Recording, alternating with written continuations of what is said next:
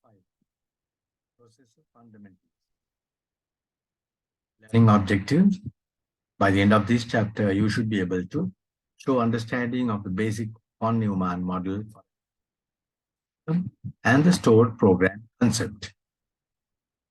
So there were many architectures provided by many scientists for the computer model, but this von Neumann's model is the one that was accepted.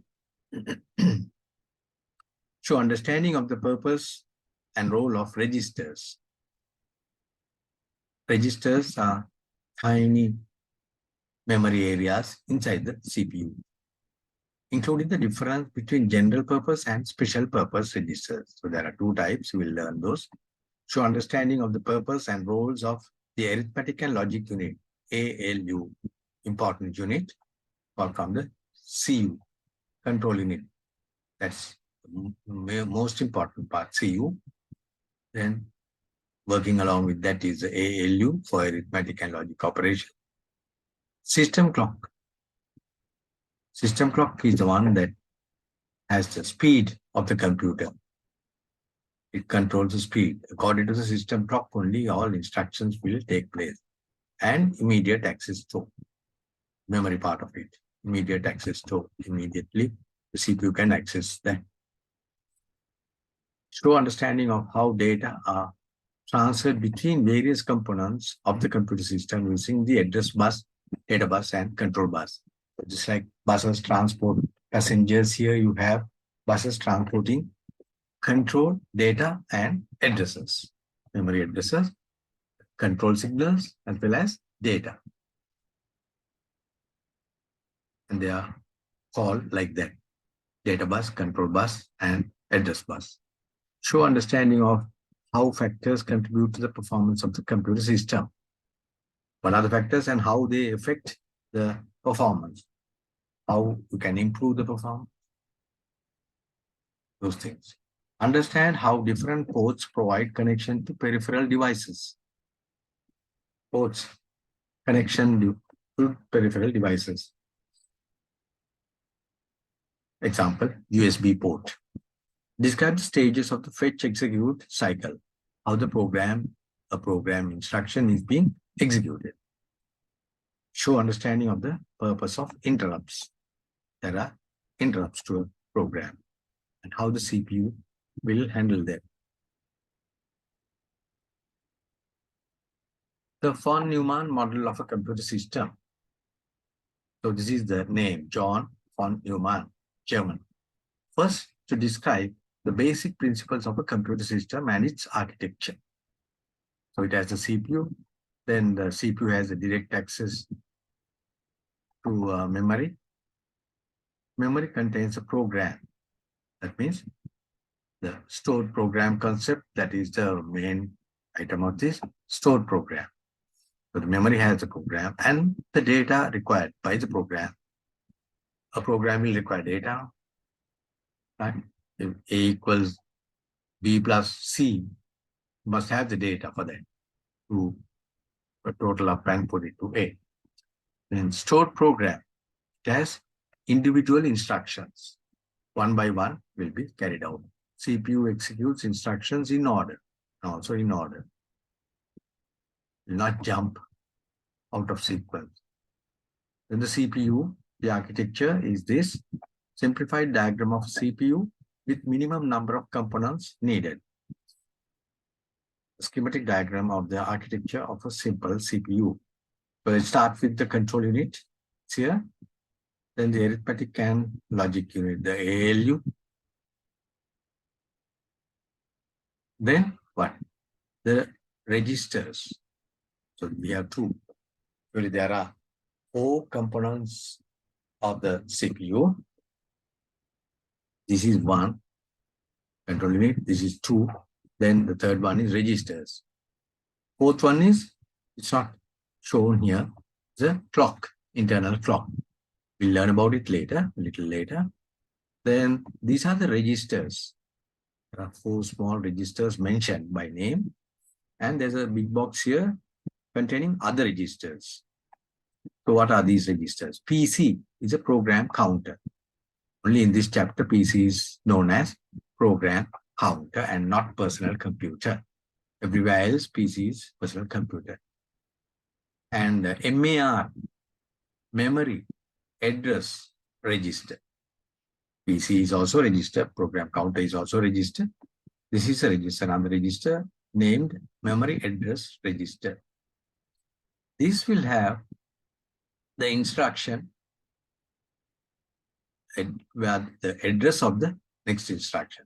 Actually, the program counter is like if you have instructions one by one in a sequence like this, program counter, PC. You start with the first one.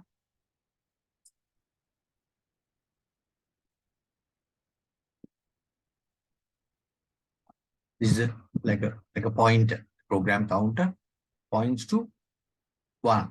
This is instruction equals 5. So when that happens, when that is finished, it will go down to the next one. PC, the program count will be 2. 2 has the instruction. So that the instruction is in the register, but before how does the CPU of the control unit access this data? That is the address of that instruction is here. That's also data. Instruction is also taken as data at that time. And the program counter will say, okay, this is the address, take this address and go and find this instruction. So memory address has the address of the next instruction. And how for that the address bus is used. Control, of course, control bus uses to send and receive or control signals. This is address bus will send only the address. Memory address register has the address of the next instruction. When that is sent, the data bus will bring that data. Data bus will bring that data. What is that data? The next instruction given by this. And put it into MDR, another register called memory data register. So this will have the data, which in this case, we are talking about an instruction. That instruction will be stored here in this register. Then this in turn will go into a register called current instruction register. So now we have fetched the instruction and given to control unit, back to control unit for decoding. Fetch, decode, and then only the instruction will be executed. Still the instruction is got only what I discussed. Then there are other registers here. And this is the boundary of the CPU. That means all the others are outside. The control bus, inside as well as outside, there's address bus also likewise. In general, data might be an address, an instruction, or a value. So in this case, it's an address. In this case, it's an instruction here. When it comes here, it's instruction. So there are other places where you get data. So altogether, you have 3 things, possible 3 things. It can be an address, it can be an instruction, or it can be a value. The active components of the CPU.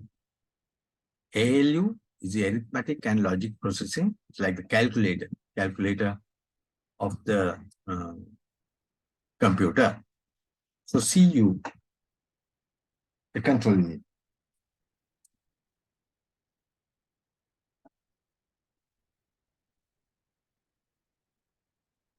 And this can be the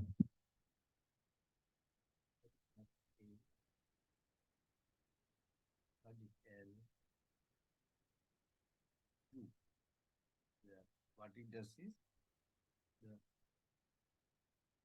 the arithmetic and logic processing is done by that. And control unit, what happens? Controls flow of data. All these things, the data, addresses, all those things, the flow, see these data flow directions. That is also important because some are both ways here, bidirectional, but some one way, unidirectional. It goes this way, but won't come back here. This goes and comes, here goes and comes, like that. The data flow controls flow of data in CPU and whole computer system. Inside the CPU as well as the outside also, because you have to send data to peripherals and receive data from peripherals. All that is controlled by the CU. Ensures program instructions are handled correctly. So that the responsibility lies with CU. The control unit has to ensure that program instructions are handled correctly. And also has a clock to synchronize processors.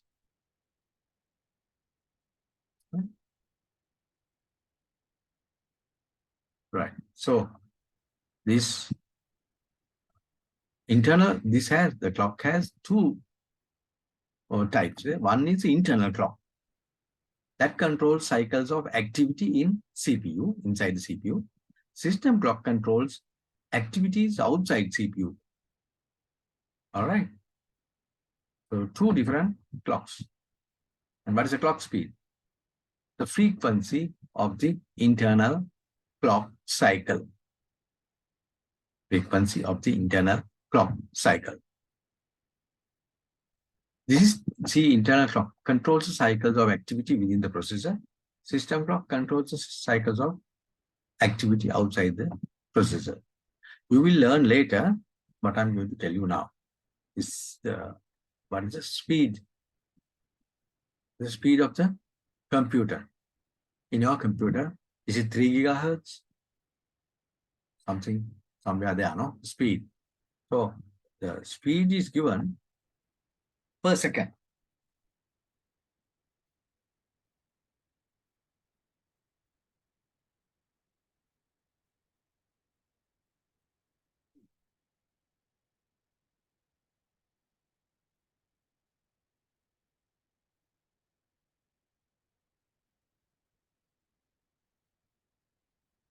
If something happens, say 10 times per second, say if you can write 10 lines, lines per second,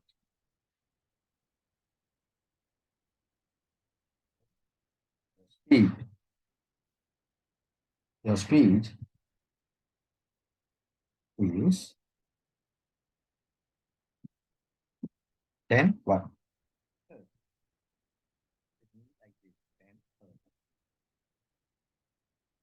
You know that AC current, what's the frequency? Is it 50 hertz? 50 times it changes the direction. You all must be knowing this. I don't know about these things much. Why don't you see the bulb changing? As when it changes, the bulb should light off and light on. But it's so fast because it's too fast for the brain. You don't notice it. The same way, this is like, imagine a conductor conducting an orchestra, like 1, 2, 3, 4. You start, and according to that rhythm only, everything will happen. Then it will be in synchronization. It will be all synchronized. Otherwise, it will be out of synchronization and chaos, disaster. Imagine like there's one person, two people holding, you know what a skipping rope is? Hold the skipping rope like this and start swimming like this, swing up, down. Then there are 2, 3 people trying to cross it. So when it is down, they jump. When it is up, they can't. It's down. So all 3 or 4 people have to jump at the same time. So all that is synchronization. In the computer, if there are instructions and data transfers and all that, they are not in synchronization, again, disaster. So they all have to be synchronized, conducted, like 1, 2, 3. All the instructions will be 1. So the clock does this. Clock does this.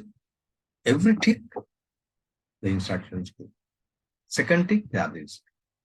It may be that there are no instructions at a particular tick. Maybe that after the first tick, some instructions. Okay.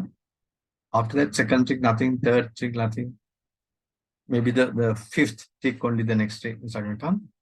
That can happen, but not the other way around. Between two ticks, nothing can happen. Between two clock ticks or pulses, they are called pulses, nothing can happen. So that is the speed. Now your clock speed generally may be about 3 gigahertz, like this. What does that mean? 3 billion. 3 billion instructions per second. If you the loop for the computer loop count from 1 to 3 billion, it finishes in 1 second. But if you try to display on the screen, it will take some long time. It will keep running like this. You can see 1, 2, 3, 4, 5, 6, 7, 8. It will take some time. Why is that? Because already the CPU is fast. All the other peripherals are slow.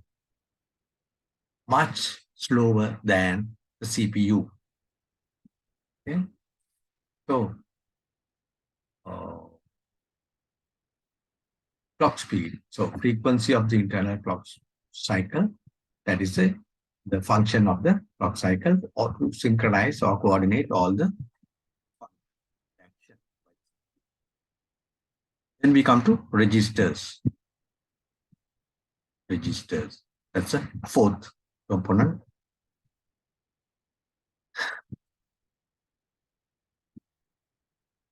Storage components.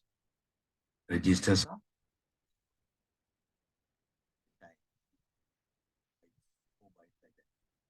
very close to ALU. So it's so fast, very fast also.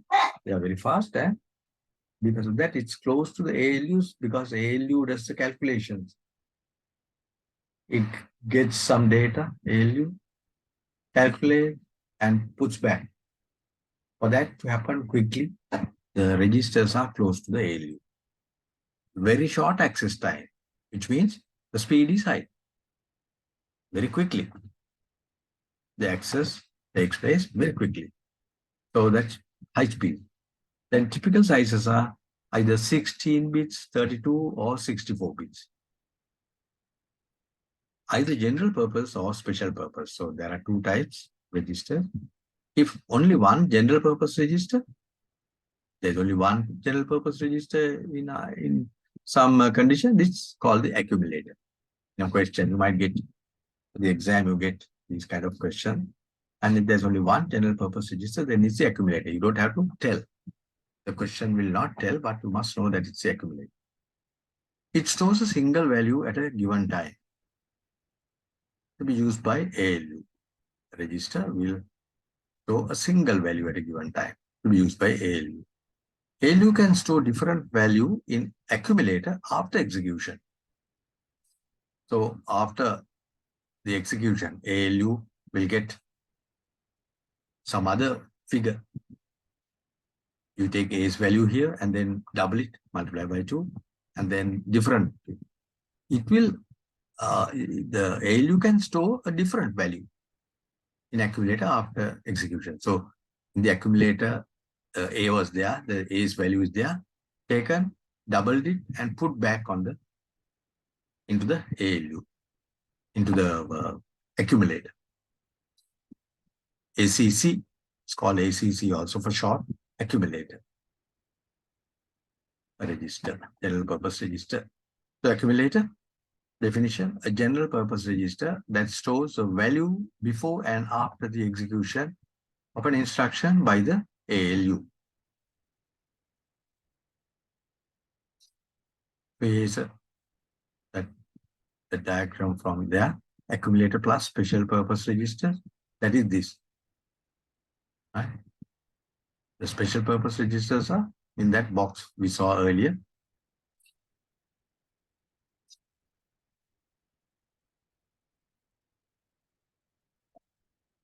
Now we have a table. Registers in a simple CPU. Basic simple CPU if you take. The register name is current instruction register. For short, it's CIR. Register's function stores the current instruction while it is being decoded and executed. So we saw earlier in the diagram how the data bus brought the address and then gave it and put it into the MDR, memory data register. From MDR, it was given to CIR. So the current instruction register will always have the current instruction register, current instruction, what is to be executed next. Now, then the index register, there's something called index register. IX stores a value only used for indexed addressing. There's another way of addressing, not direct. Direct addressing is if you give an address, you get the value which is stored in that address. Indirect addressing or indexed addressing is you give an address of another address where the data is stored. So you take one address, follow that address to another address, then get the data.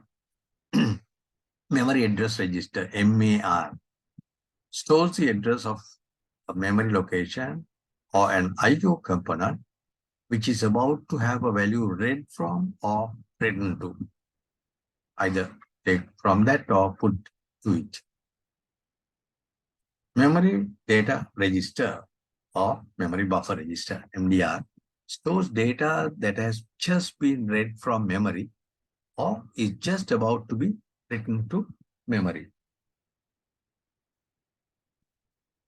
Data that has just been read from memory. So that instruction, the next instruction from the PC, the address which was in the MAR, follow that address to memory and then get the instruction and put it where? MDR. Then the program counter, PC, stores the address of where the next instruction needs to be read from. So the PC also has an address. So address. Status register, SR, contains bits that are either set or cleared, which can be referenced individually. So that is a little different. It's behaving in a different way.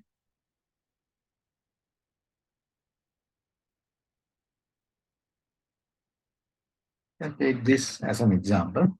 This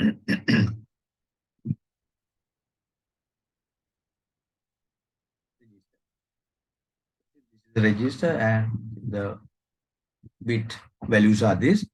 Then if you take the denary values, 1, 2, 4, 8, 16, 32, 64. 64 plus 32 is 9. 12 plus 2 is 140. So that's a value, just one value for register, normal. But status register, what we just read in the text, status register is one bit. It can be referenced, contains bits are either set or cleared. Maybe set is 1, cleared is 0, which can be referenced individually. So there, this is not taken as a denary value like that. Like 114, you won't take this as a value, but individual bits. For example, fan is not working. Right? In a logic gate, if you take, fan is not working, then it's 0. Gas is on, is 1. Various things are there is status. So multiple values also. This is one value, not connected to the other, a different value. That's a status register. Meaning of that is that.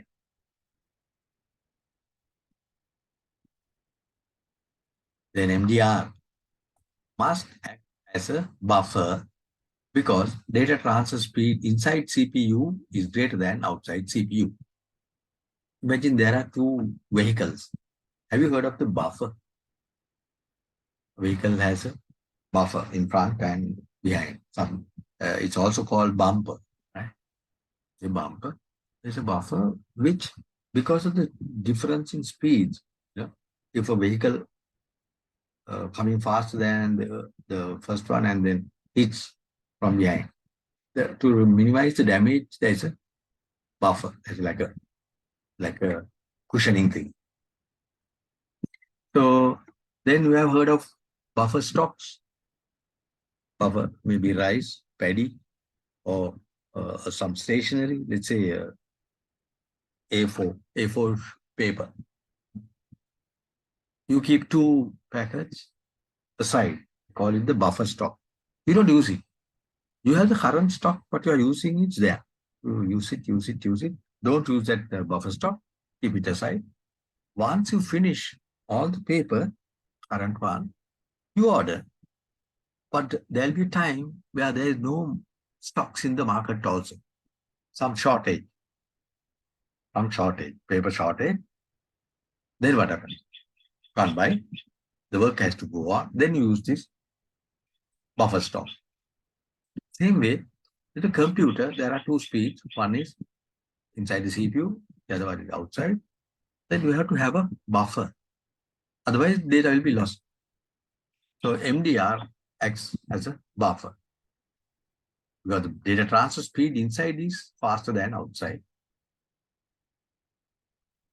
Another example of a buffer, what you know, you're familiar with is the YouTube. When you watch a YouTube video, you can see that scroll progress bar.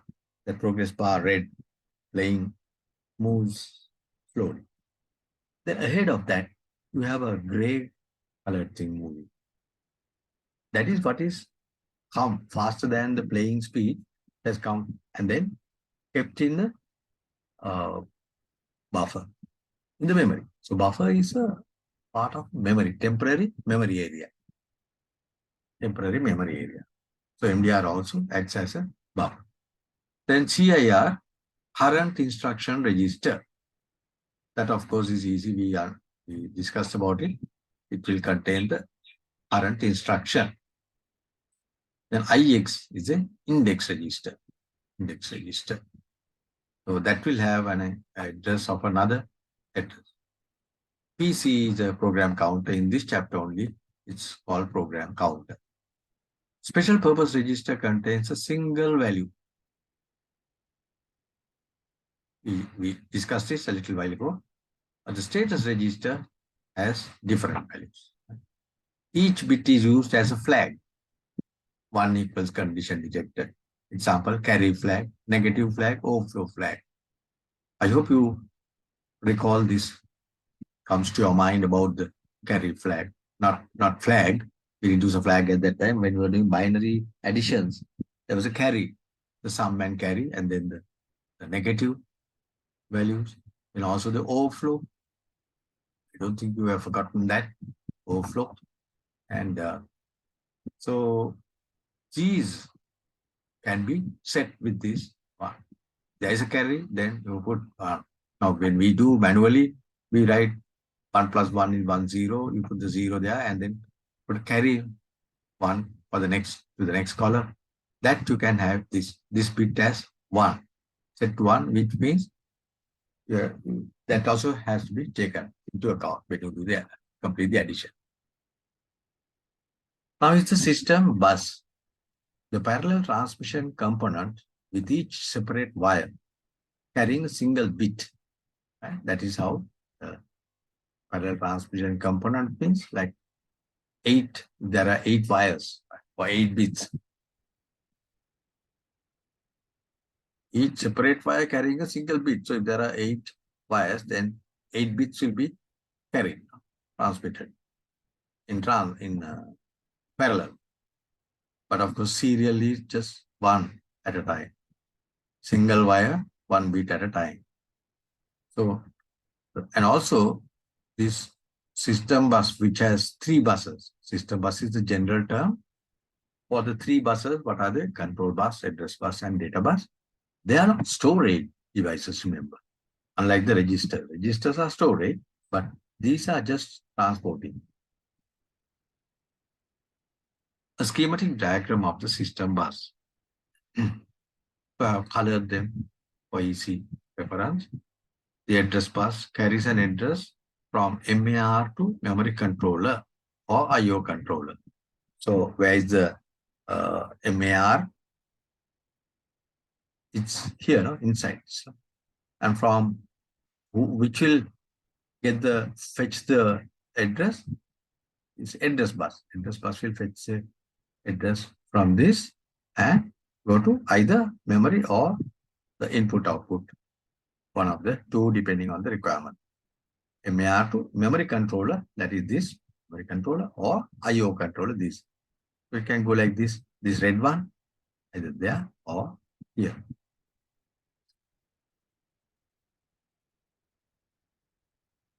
Address bus definition.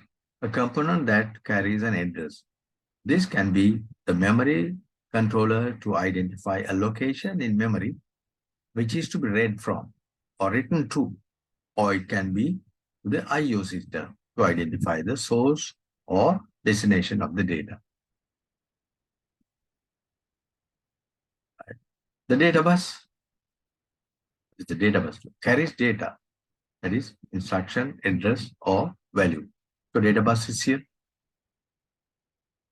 CPU, either to the CPU or from the CPU. And then memory, output, IO. That's a data bus. The control bus. Control bus transmits a signal from the control unit to any other system component or transmits a signal to the control unit.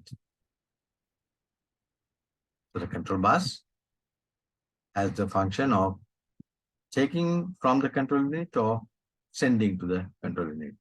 All control signals mainly carries timing signals at time intervals dictated by the clock cycle. Then factors contributing to system performance.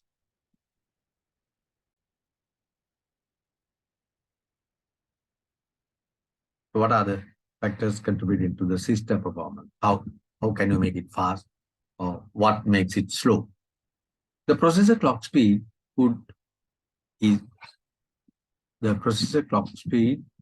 is a very important factor governing the processing speed of the system. The processor clock speed, you know what it is? The internal clock. The speed is generally about 3 gigahertz nowadays. The present day computers is a very important factor governing the processing speed of the system. Why? Because that determines the speed. What's the next tick? How quickly the pulses occur. According to the pulses only the instruction. So modern processors are far more complex than the simple example that has been discussed.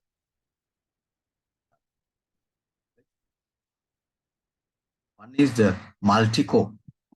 You have heard of dual core, quad core and all that, multi-core. Each core is a separate processor. Inside the CPU, there are separate processors, individual processors. They are cores, but they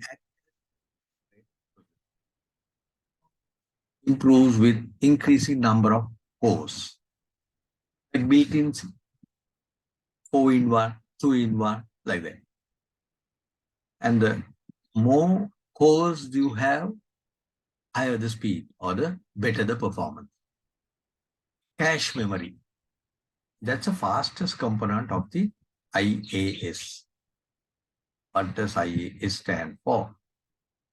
Immediate access store. Then performance improves with increased storage size. Performance improves with increased storage size of the cache. So if the cache is more, the cache is fast, That's the fastest component. Yes, if you increase the size of cache, then also it will increase rate of access, increase speed of access also, that will improve the performance. But the problem is cache is expensive. Cache memory is expensive. You will find later how cache is made and why it is expensive and why it is fast. Fastest access is obtained by having all or part of the cache on the CPU chip. So if you can have the whole cache inside the CPU chip, that's the best. But at least if you have part of it, then it's okay. Then there's a thing called word. Word. A word consists of a number of bytes, and for any system, the word length is defined. It defines a grouping that the system can handle as one unit. So there are bits, there are bytes, but as one unit, sizable, uniform size. That is important for the computer to handle as chunk, as one chunk of data. It defines a grouping that the system can handle as one unit, that is either number of bytes or number of bits. Typical lengths are like 16 bits, 32 or 64 bits, that is 2, 4 or 8 bytes respectively. The word length, it will influence the system architecture design in regard to the capacity of the components. So that the word length is important because like data bus, register size, all those things can be connected and that will be the optimal. For example, it is usual for the size of registers to match the word length. Word length also has to be considered when making decisions about bus widths. So the bus width is 2 bytes and the word length is 4 bytes. You have to break the word into 2 and send twice. First the first half, then the next pulse, second half. That is why if you can match it, it's better. It's better. Because at once it will go. Word, a small number of bytes that can be handled as a unit by the computer system. Then we come to I/O ports. Input, output, ports. The schematic diagram in figure 5.02, remember 5.02.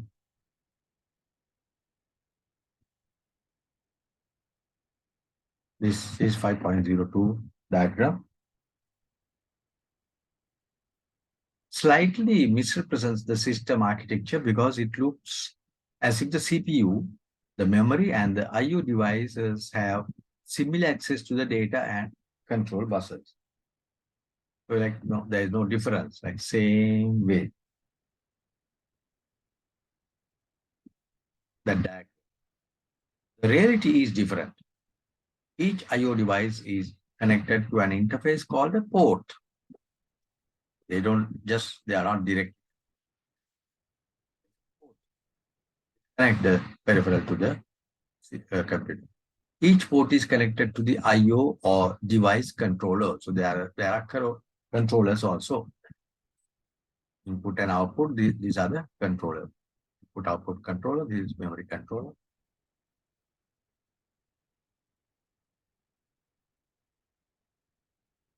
The controller handles the interaction between the CPU and an I/O device. So that's the responsibility of the controller to handle the interaction between the two, the CPU and the I/O. Port is described as internal if the connected I/O device is an integral part of the computer system. If not, an external port allows the computer user to connect a peripheral I/O device. Peripheral means outside, like printer and all that. Devices connect. Other universal serial bus, very common and well-known thing today, USB. In the early days, Erecting a peripheral required technical expertise. It was not so easy. The layman couldn't do. You had to have the interface card, you have to connect it, remove the computer, open up, and then add a card to the motherboard, and the software to be installed, and various things. The aim of the plug and play concept was to remove the need for technical knowledge. The plug and play concept was only fully realized by the creation of the Universal Serial Bus standard, not till then. There is an alternative technology known as FireWire, but this is not so commonly used in computer system. So the USB is a common and popular one. With the USB, you can use devices, plug and play, add devices without any fuss, without any problem. As you insert, you will notice any new device with a USB plug or port into the port. As you insert even a pen drive for the first time, it will say recognize, device recognized, the software installed, and various things. Now it is ready for use. That is the meaning of plug and play. You don't need anything else. You just plug the device, then use it. There's a tip. Don't forget that the USB is a bus. See, a serial bus. The USB drive stores data and is connected to a USB port, which allows data to be transmitted along the bus. Some students, they refer to the pen drive also as USB. That's wrong. USB is a port. The pen drive uses the USB port. That's a USB pen drive, but not USB for the pen drive. Information about the USB standard. A hierarchy of connections is supported. Hierarchy is starting from the top, you go down, various versions of that. Hierarchy of connections is supported. That means sometimes you take one USB outlet from there, make it into 2, 4, 8, 16, like that. You can go on up to 127. The computer is at the root of this hierarchy and can handle 127 attached devices.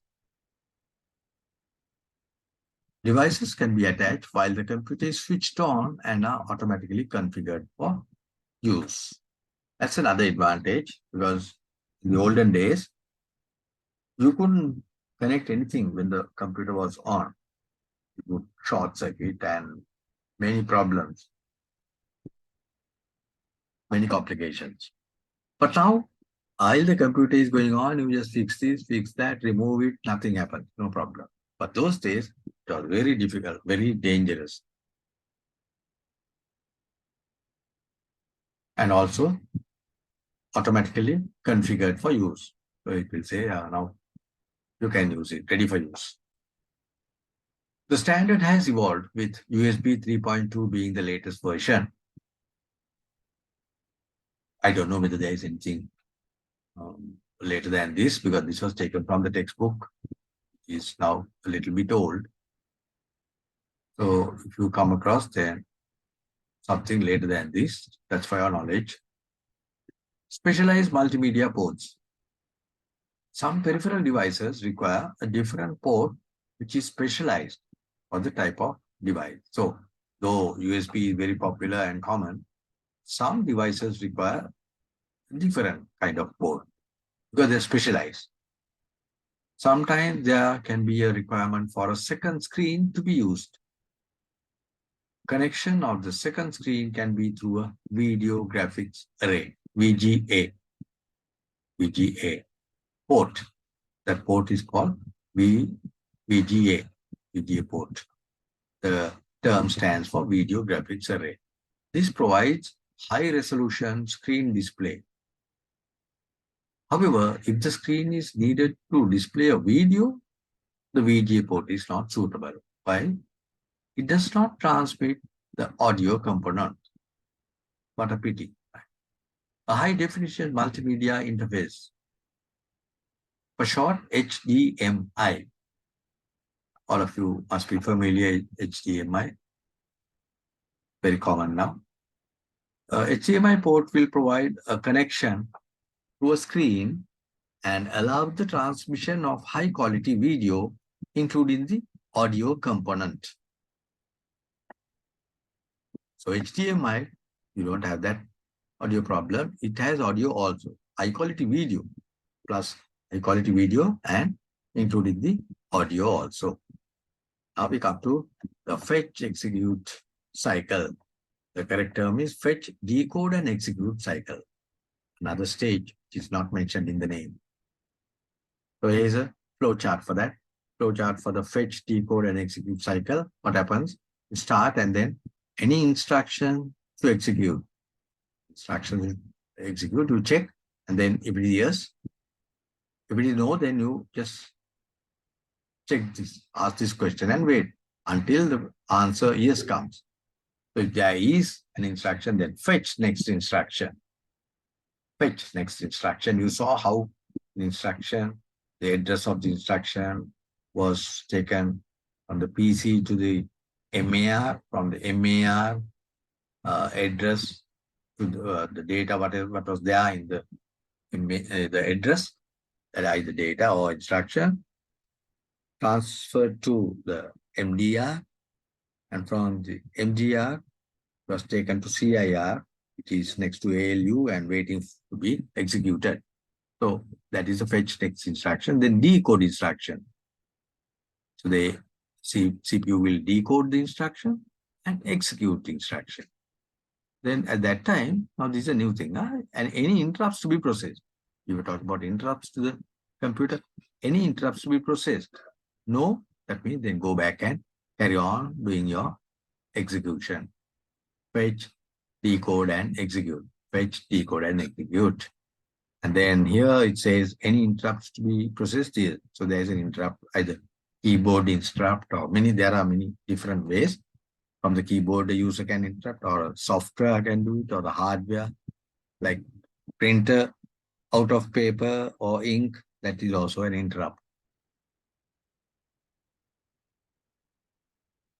Then if there is an interrupt, what happens? An interrupts to be processed. It is, remember, note this point. This question is asked only at the end of this cycle, not in between anywhere here. You finish one instruction. Halfway through, you won't have. Finish one instruction and then check if there are any instructions. If it is there, then transfer control to interrupt handling program. So then another program will load into memory.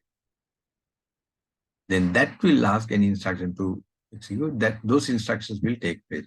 And when you finish the interrupt, when you have sorted out the problem, then you come back and start again where you stop. For that, it's interesting. There are bookmarks and various things. We'll learn later how to return to the correct place. Program counter will already hold the address of the next instruction. Repeatedly saying that, so you will remember that. This address in the program counter is transferred within the CPU to the MAR, also mentioned earlier, remember. During the next clock cycle, two things happen simultaneously. The instruction held in the address pointed to by the MAR is fetched into the MDR. Okay. The address stored in the program counter is incremented. That was not mentioned up to now. We saw a simplified diagram here. There the program counter points to the next one. Oh, this PC equals PC plus 1. PC was 1. PC equals PC plus 1. We'll make it 2. So then it will go to the address second.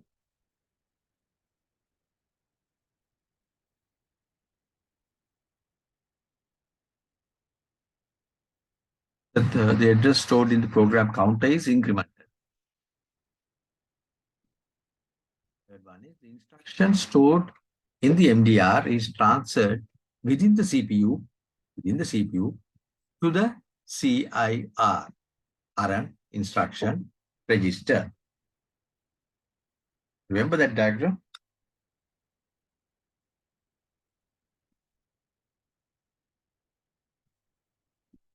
Yeah. MDR taken to CIR inside the CPU next to the control and ALU. Is transferred within the CPU to the CIR. There are 2 points to note here. The clock cycle is the one controlled by the system clock, which will have settings that allow one data transfer to take place in the time defined for one cycle. So this is slower. System clock, remember, is slower than the internal clock. But we have to have that also in a different rhythm. In the final step, the program counter is incremented by 1. However, the instruction just loaded might be a jump instruction. What does that mean? That means, and say the second instruction may tell you to jump to 4. Jump to 4, which is another instruction. So instead of going to 3, going to 3 the usual way, because of this instruction, it will jump to this instruction. There it will be some other that will be carried out. Bypass. In this case, the program counter contents will have to be updated in accordance with the jump condition. PC has to be given this number 4. Otherwise, it will not go to that place, the jump.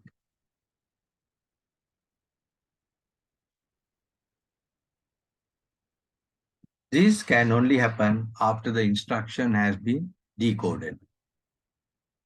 So once the instruction decoded, that will happen with the PC getting updated, whether it's an X number or a jump condition where,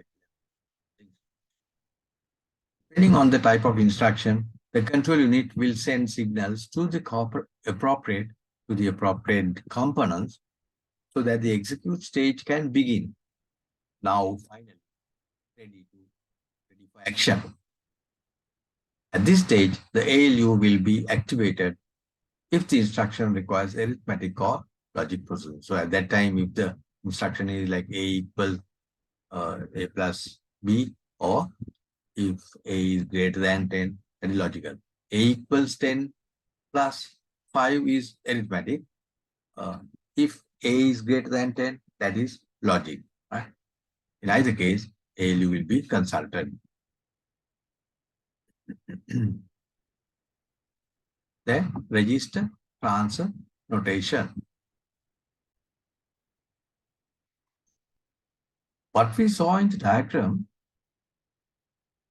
can be shown like this, like a little bit like pseudocode, right? The program counter has an address that will go into MAR. This is accepted notation, remember. Then this will go into the MAR. PC will be incremented like this. PC equals PC plus 1. Semicolon, MDR equals MAR. That is what is there in the this address. In the memory address, there is some contents, some data or instruction. In this case, it's an instruction that will be transferred to MDR. And this semicolon means these both will happen at the same time. Simultaneous operation. Both will happen at the same time. Then current instruction register gets the instruction from this MDR. The data which is there in MDR will be transferred to CIR. Then interrupt handling.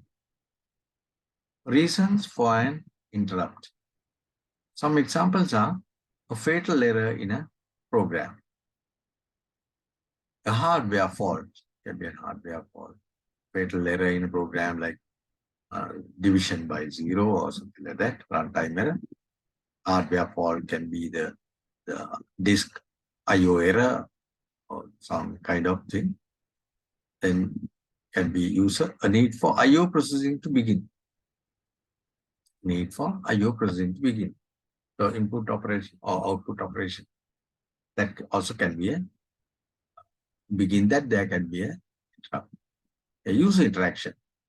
User interaction, user can press, let's say, Control Alt and Delete or Control A or some kind of thing that will give an interrupt to the usual, the normal running of the program. A timer signal. Sometimes a timer signal also can be an interrupt to the process. The contents of the program counter and any other registers are stored somewhere safe in memory.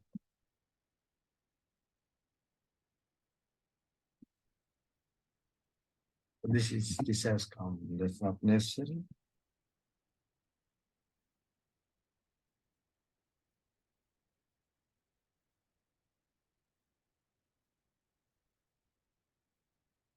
The contents of the program counter and any other registers are stored somewhere safe in the memory. When the interrupt happens, interrupt takes place. I told you because you have to see how return after this action is finished. How do you come back to the place where you were? Like keeping a bookmark. That's how the interrupt is handled. These things. The contents of the program counter. So if the PC, if the PC was say 2, at this point only the interrupt came, then that will be saved somewhere safely. Contents of the program counter and any other registers. So there are other registers which are having values. All are stored somewhere safe in memory. Like taking a screenshot before going to another place, thinking that you will lose this, a screenshot, something like that.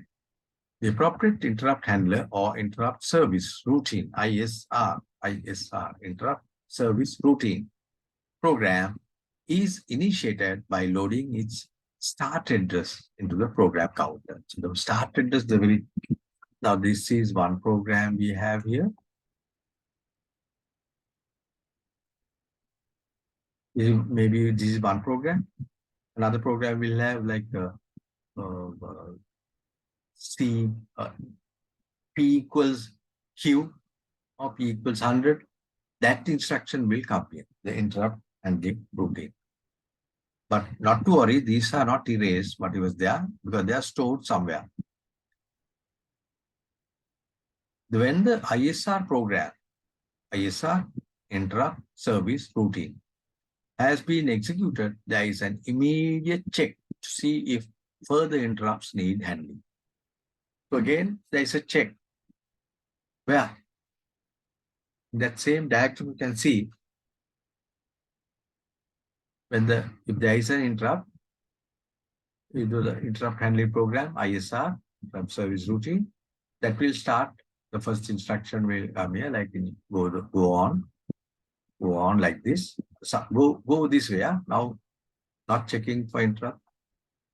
Then once it's finished, it will ask any interrupts to be present. That means if there is another interrupt, then it will do that also. Go back to a process.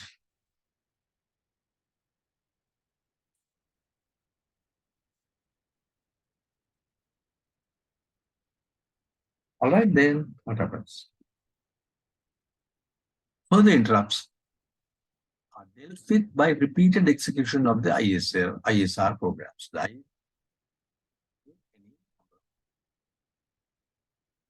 If there are no further interrupts, the safely stored contents of the registers are restored to the CPU and the originally running program is resumed. So as if nothing happened, just start. Go on, resume the work that was done earlier and continue. So that is the end of Chapter 5.